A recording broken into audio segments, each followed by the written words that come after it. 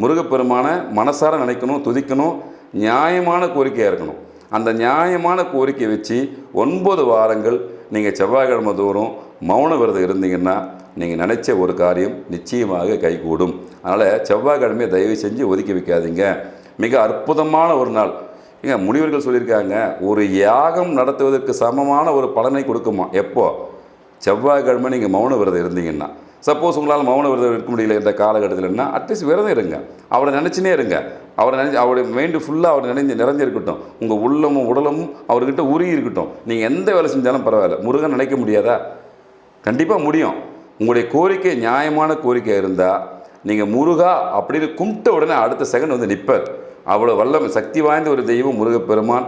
ஆனால் தெய்வம் நான் உங்களுக்கு சொல்கிறது, உங்களுடைய நியாயமான கோரிக்கை எதுவாக இருந்தாலும் வாரத்துக்கு ஒரு நாள் தயவு செஞ்சு அதுவும் செவ்வாய்க்கிழமை மௌன விரதம் இருங்க.